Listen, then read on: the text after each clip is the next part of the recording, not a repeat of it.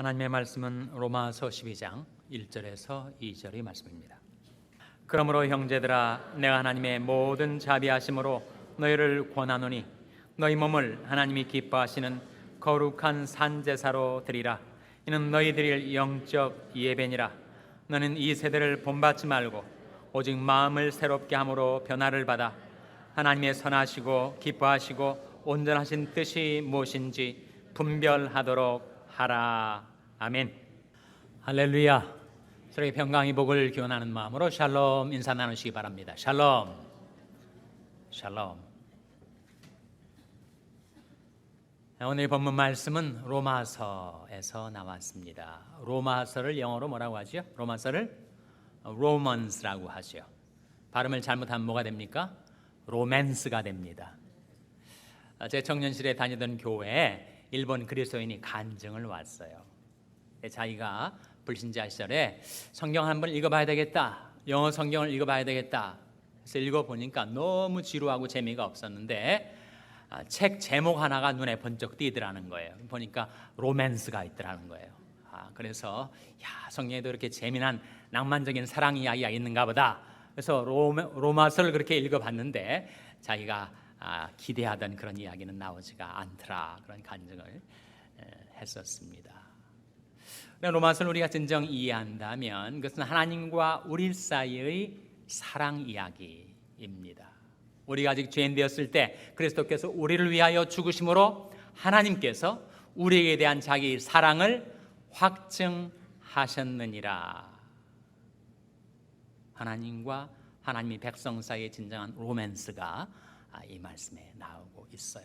사실 로마서는 기독교 진리의 결정판이라고 할 수가 있습니다. 66권 중에서도 가장 중요한 책이죠. 로마서는 전체가 16장으로 되어 있는데 두 파트로 전반부와 후반부로 나뉘어집니다. 전반부가 1장부터 몇 장까지일까요? 오늘 본문 말씀을 보시면 힌트가 다 들어있습니다. 1장부터 11장까지가 전반부, 후반부는 뭐가 되겠어요? 12장부터 16장까지. 내용상 어떻게 구분이 되는가? 전반부에서는 교리가 나와요. 후반부에서는 윤리가 나옵니다. 즉 전반부에서는 우리가 무엇을 믿어야 할 것인가 교리가 나오고, 후반부에서는 우리가 어떻게 살아가야 할 것인가 윤리가 나온단 말이죠. 다른 말로 하면 전반부에서는 하나님께서 그리스도를 통하여 우리에게 베푸신 은혜가 나오고, 후반부에서는 그 은혜를 받아든 우리가 이 세상 속에서 어떻게 살아가야 할 것인가를 말씀해 주고 있는 것입니다. 바로 후반부의 시작 부분, 전반부와 후반부의 바로 그 길목에 서서 바울이 우리에게 뭐라고 권면하는지 1절 말씀 다시 한번 같이 읽겠습니다. 1절 말씀 시작. 그러므로 형제들아, 내가 하나님의 모든 자비하심으로 너희를 권하노니 너희 몸을 하나님이 기뻐하시는 거룩한 산제사로 드리라. 이는 너희 드릴 영적 예배니라. 1절이 뭐로 시작되죠? 그러므로, 접속사죠. 무엇과 무엇을 연결하는 접속사일까요? 1장부터 11장까지와 12장부터 16장까지 전반부와 후반부를 연결하는 Big Conjunction, 큰 접속사입니다. 그러므로 형제들아, 내가 하나님의 모든 자비하심으로 너희를 권하노니, 하나님의 모든 자비하심이 뭘까요? 전반부에서 바울이 증거했었던 하나님의 모든 자비와 긍휼, 그것을 말합니다. 죄에 빠진 우리 인생들을 하나님께서 어떻게 긍휼히 여기셔서 그 모든 자비하심으로 구원해 주셨는가, 그것에 근거해서 구원한다, 그런 말씀이에요. 사실 우리가 어떻게 구원받았습니까? 우리 의로운 행위로 구원받았나요? 오직 하나님의 긍휼히 여기심으로 구원받았죠. 우리를 구원하시되 우리 행한 바 의로운 행위로 말미암지 아니하고 오직 그의 긍휼하심을 조차 중생을 씻음과 성령이 새롭게 하심으로 하셨나니, 우리가 구원받은 것은 하나님의 그 모든 자비하심, 하나님의 그 긍휼하심을 좇아서 우리가 구원을 받은 거란 말이죠. 그러므로 형제들아, 내 하나님의 모든 자비하심으로 너희를 권하느니 너희 몸을 하나님이 기뻐하시는 거룩한 산제사로 드리라. 어떻게 하나님은 우리 몸을 드리라고 하시는가? 사실 몸이야말로 내가 가지고 있는 유일한 마지막 나의 소유인데 어떻게 그 몸까지 드리라고 하시는가? 그것은 하나님께서 우리를 사랑하셔서 우리를 죄에서 구원하시기 위하여 독생자의 몸을 내어주셨기 때문입니다. 사랑은 여겼으니 우리가 하나님을 사랑하는 것이 아니요 오직 하나님이 우리를 사랑하사 우리 죄를 위하여 화목제로 그 아들을 보내셨음이니라.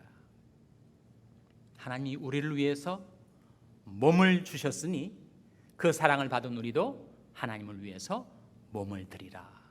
그런 말씀이죠.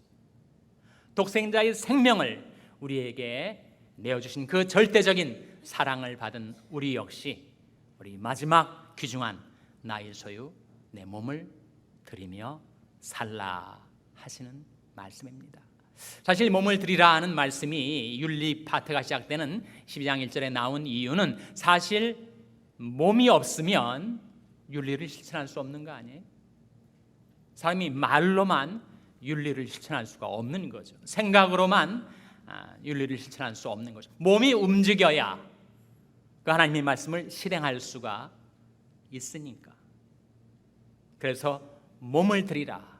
몸의 헌신이 이루어져야 그 다음부터 나오는 우리 생활 속에 하나님의 명령, 윤리를 우리가 실행해 갈 수가 있기 때문이죠. 그런데 사실 생각을 해보면 우리 몸, 나의 몸도 내 것이 아닙니다. 나의 몸은 누구 것이에요? 너희 몸은 너희가 하나님께로부터 받은 바 너희 가운데 계신 성령이 저는 줄 알지 못하느냐? 너희는 너희 것이 아니라 값으로 산 것이 되었으니 그런즉 너희 몸으로 하나님께 영광을 돌리라. 말씀하시는 우리는 예수님의 피값으로 보혈의 공로로 구속함을 받은 하나님의 소유, 하나님의 것이니까 하나님 것을 하나님께 되돌려 드리는 것이 마땅치 아니한가 하는 거죠. 이어지는 말씀 2절 같이 읽겠습니다. 2절 말씀 시작. 너희는 이 세대를 본받지 말고 오직 마음을 새롭게 함으로 변화를 받아 하나님의 선하시고 기뻐하시고 온전하신 뜻이 무엇인지 분별하도록 하라. 너희는 이 세대를 어떻게 하지 말라고요? 본받지 말라. 오직 마음은 여기에 생각, 가치관을 말하는데 그 마음을 새롭게 함으로 변화를 받아서 하나님이 선하시고 기뻐하시고 온전하신 뜻이 무엇인지 분별하고 그 뜻을 따라 살라 하시는 말씀이죠. 우리는 하나님의 은혜로 하나님의 백성이 되어서 우리가 이 세상에 살 동안에 이 세대를 따라 살지 않습니다. 이 세상 풍조를 따라 살지 않아요. 이 세상 조류에 휩쓸려서 살아가지 않습니다. 무엇을 따라 살아가는 것인가? 이 세대를 본받는 대신 우리는 하나님의 뜻을 따라 하나님의 말씀을 따라 주를 따라 살아가는 하나님의 백성들이죠. 우리가 본받지 말아야 될 이 세대 가장 중요한 특징 중에 하나의 동성애, 호모섹슈얼리티 문제가 있습니다. 지난 6월 26일 날 미국 연방 대법원에서 동성결혼 합법화 안을 찬성 5, 반대 4로 통과시켰습니다. 우리는 이제 원튼 원치 않든 동성 결혼 시대를 살고 있는 것입니다. 이 동성애의 문제 또는 동성 결혼의 문제를 과연 성경이 다루고 있기는 하는 것인가? 성경의 동성애에 대해서 뭐라고 말씀하신 대목이 있는가? 있습니다. 6군데에 나옵니다. 창세기 19장, 레위기서 18장, 사사기 19장, 구약성경에 3번 나와요. 신약성경에 로마서 1장, 고린도전서 6장, 디모데전서 1장, 또다시 신약에 3번, 도합 6번 동성애에 관한 말씀이 나옵니다. 집에 가서 여러분 찾아보시고 그 중에서 한 말씀 로마서 1장 26절 27절 한번 펼쳐보시기 바랍니다. 로마서 1장 26절 27절 신약성경 239면 로마서 1장 26절 27절 말씀 찾아서 한번 같이 읽겠습니다. 시작.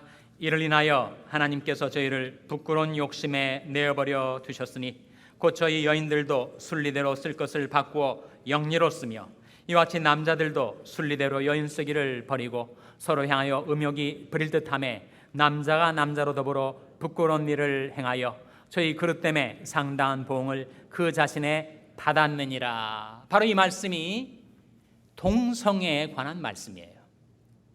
호모섹슈얼리티의 문제를 다루고 있는 말씀입니다. 26절에 이를 인하여는 무엇을 말하는가? 사람들이 창조주 하나님을 떠나서 자신의 욕망을 따라 자신의 고집대로 살아가면서 피조물을 조물주보다 더 경배하며 섬기게 된 우상숭배의 범죄, 그것으로 인하여 하나님께서 저희를 부끄러운 욕심에 내어버려 두셨습니다. 그러자 저희 여인들도 순리대로 쓸 것을 바꾸어 영리로 쓰며, 순리와 영리가 나오는데 무엇을 말하는가? 순리, 자연의 순리, 창조 본연의 질서, 하나님께서 남자와 여자가 결합하여 가정을 이루고 자식을 낳고 살도록 하신 창조 본연의 질서에 위배되게 순리를 버리고 영리를 against nature, 자연에 반하는 그런 성생활을 하게 되었다는 거예요. 여자들만 다른 여자들과 레즈비언 관계로 동성애를 하는가? 남자들도 그렇다는 거예요. 27절 말씀, 이와 같이 남자들도 순리대로 여인 쓰기를 버리고, 순리에 따르면 남자와 여자가 결혼하고 성생활을 하고 성관계를 맺고 자식을 맺는 것이 순리이나, 오히려 그렇지 않고 남자들도 순리대로 여인 쓰기를 버리고 서로 향하여 음욕이 부릴 듯하며 남자가 남자로 더불어 부끄러운 일을 행하여 저희 그릇 때문에 상당한 보응을 그 자신에 받았느니라. 동성애에 관한 성경의 입장은 명확하고 확고합니다. 로마서 1장뿐만 아니라 다섯 군데에서도 성경은 동성애를 금지하고 있습니다. 동성 결혼은 말할 것도 없습니다. 그럼에도 불구하고 미국의 최고 법원이라고 하는 연방 대법원에서 동성 결혼을 합법화시켰으니 이 어찌된 일인가?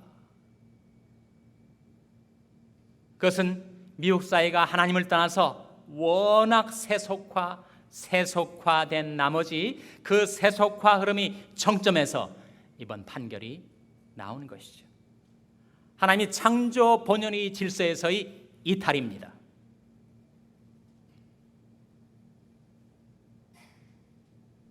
동성애를 지지하는 사람들은 이런 주장을 합니다. 성경에 동성애에 대해서 언급하는 것은 맞지만 그것은 시대적인 독특한 상황에서의 동성애다. 그러니까 이방 신전에 가면 템플 프로스티튜트들이 있다는 거예요. 그 신전에 남창 창녀들이 있다는 거예요. 제사 의식, 우상을 섬기는 제의 가운데 일부분에 그런 성행위를 하는, 그것을 금지하는 거지, 한 인격체와 또 다른 인격체가 서로 간의 합의에 의해서 성관계를 맺고 결혼관계를 맺는 것을 금지하는 것은 아니다. 그렇게 주장을 하지만 그 6군데의 성경 말씀은 너무나도 명확하게 동성애를 금지하고 있습니다. 그것은 순리가 아니라 영리다. 하나님의 창조 본연의 질서에서의 이탈이다.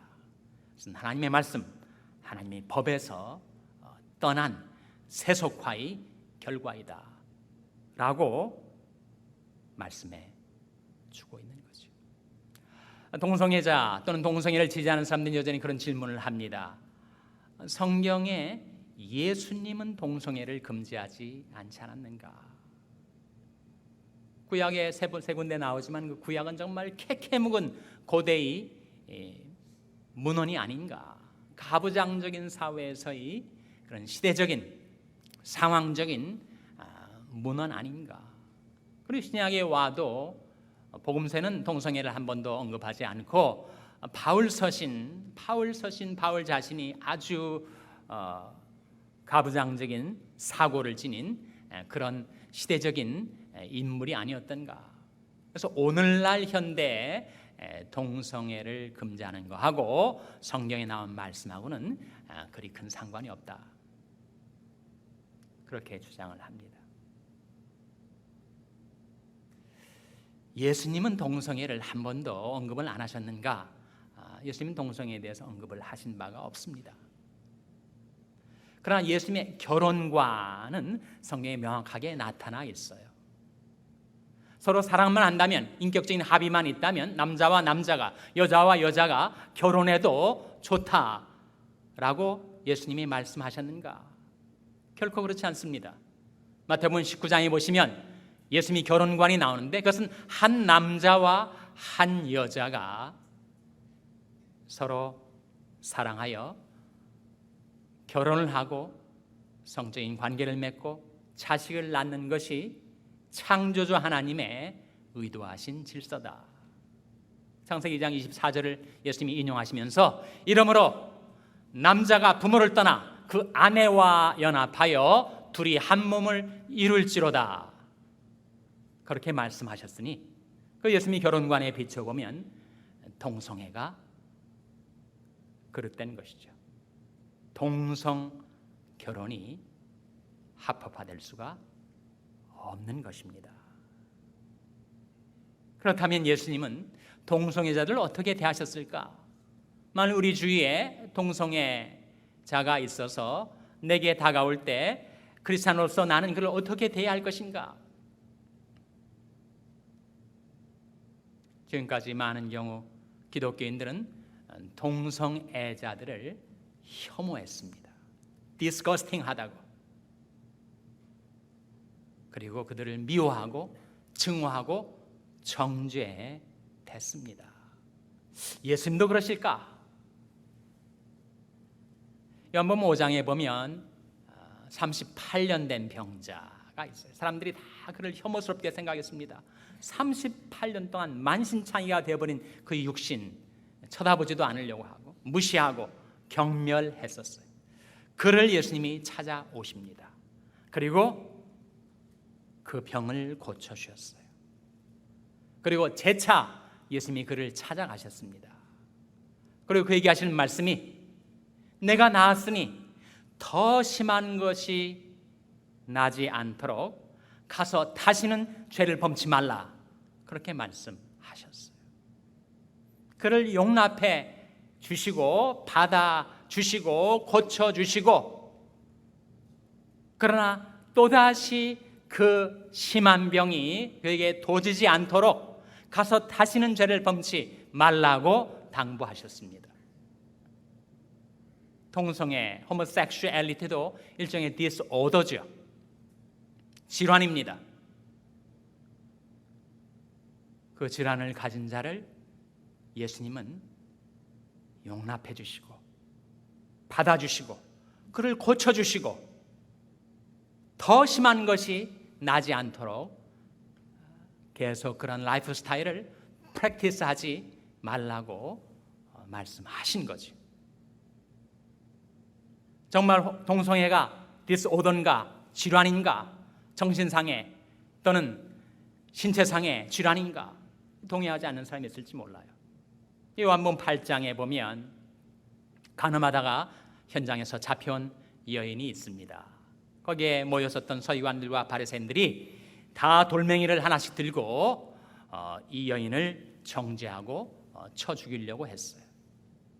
그때 예수님께서 너희 중에 죄 없는 자가 먼저 돌로 그 여인을 치라 그렇게 말씀하시자 사람들이 어른부터 시작해서 젊은 사람까지 돌멩이를 땅바닥에 다 떨어뜨려 놓고 다 물러갑니다. 예수님과 그 여인만 단둘이 남게 된 거죠. 예수님께서 여인에게 물으십니다. 너를 고소하던 자들이 어디 있느냐? 너를 정죄하던 자가 없느냐? 그 여인이 대답하기를 주여 없나이다. 그때 예수님께서 그에게 뭐라고 말씀하셨는가? 나도 너를 정죄치 아니하노니 가서 다시는 죄를 범치 말라. 그렇게 말씀하세요. 분명히 드러난 간음죄, 현장에서 잡혀온 그 여인, 모든 사람이 혐오하고 정죄할 그 여인, 예수님은 그를 어떻게 대하셨는가? 나도 너를 정죄치 아니한다. 그를 그 모습 그대로 받아주신 것입니다. 다른 사람들이 다 혐오스럽게 생각하고 그 여인을 정죄할 때 예수님은 나도 너를 정죄치 않는다 말씀하셨어요. 그렇다면 예수님은 동성애자들을 정죄치 않으시고 용납하시고 받아주시고 계속 그 동성애의 성적인 지향을 따라 섹슈얼 오리엔테이션을 따라 살아가도록 허용하셨다는 말인가? 그렇지는 않다는 거예요. 나도 너를 정죄치 아니하느니 가서 다시는 그 죄를 범치 말라. 용납은 해주셨지만 그것을 계속해서 실행하는 것을 주님께서는 금지하셨습니다.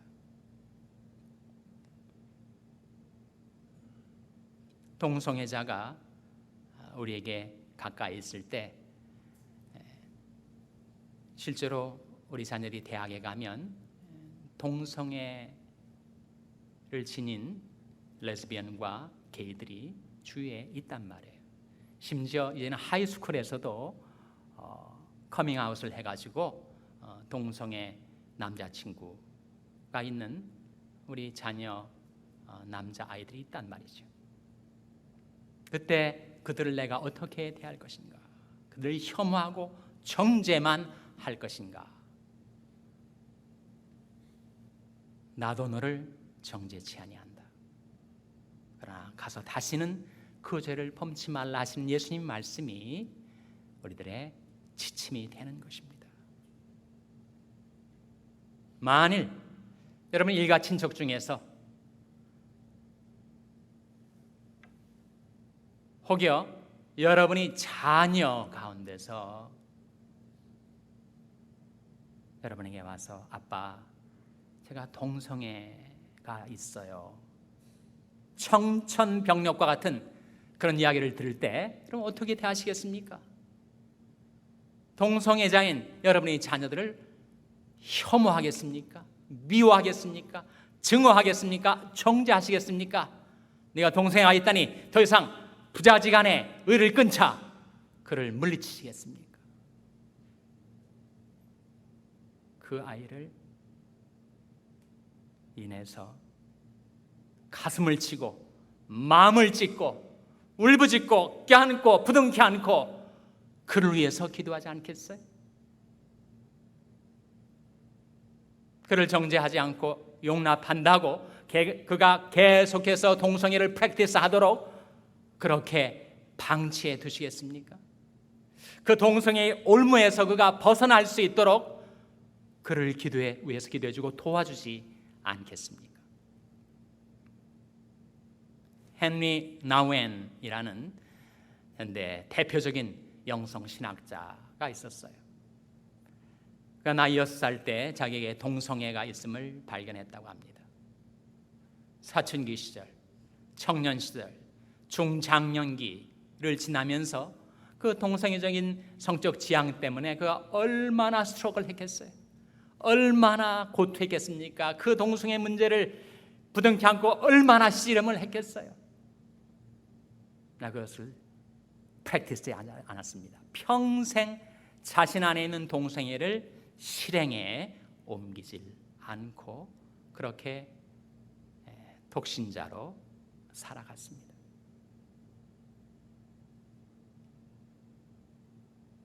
우리 주 예수님에게는 은혜와 진리가 함께 있습니다. 만일 예수님에게 동성애자가 다가왔다면 예수님은 은혜로 그를 받아주셨을 거예요. 그리고 진리로 그를 고쳐주시고 변화시켜 주셨을 것입니다. 우리가 동성결혼을 합법화시킨 미국 사회 속에서 이 시대를 살고 있는데, 과연 교회와 세상의 관계는 어떠해야 한다는 말인가? 교회는 세상을 좇아서 세상을 따라 살아가야 하는 것인가? 세상이 살아가는 그 모습보다 더 앞서서 첨단을 걸어가야 한다는 말인가?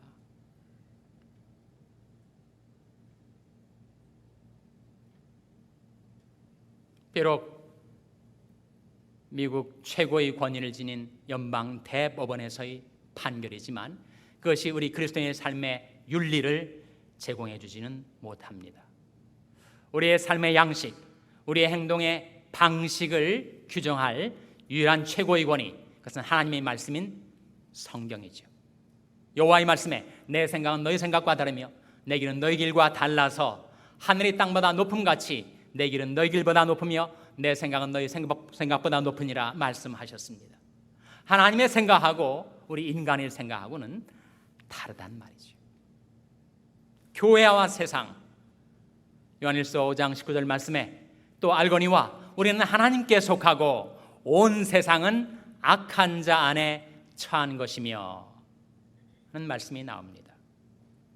한 사회의 마지막 보루, 한 사회가 건강성을 유지하고 부패되지 않게 지켜주는 마지막 두 가지 보루는 교회와 사법부라고 하죠. 내 미국의 사법부가 하나님을 떠나고 말씀을 떠나 버렸으니 이제 교회야말로 유일하게 남아있는 진리의 기둥과 터입니다. 이 집은 살아계신 하나님의 교회요 진리의 기둥과 터이니라. 교회에 속한 우리들이 세상과의 관계에서 어떻게 행해야 할 것인가? 이 세상이나 세상에 있는 것들을 사랑치 말라. 누구든지 세상을 사랑하면 아버지의 사랑이 그 속에 있지 아니하니 이는 세상에 있는 모든 것이 육신의 정욕과 안목의 정욕과 이생의 자랑이니 다 아버지께로 쫓아오는 것이 아니요 세상으로 쫓아온 것이니라. 이 세상도 그 정욕도 지나가되 오직 하나님의 뜻을 행하는 이는 영원히 거하느니라고 말씀하고 있습니다.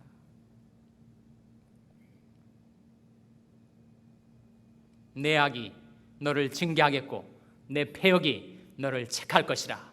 내 하나님 여호와를 버림과 내 속에 나를 경외함이 없는 것이 악이요 고통인 줄 알라. 주 만군의 여호와의 말이니라 고 하나님은 말씀하십니다.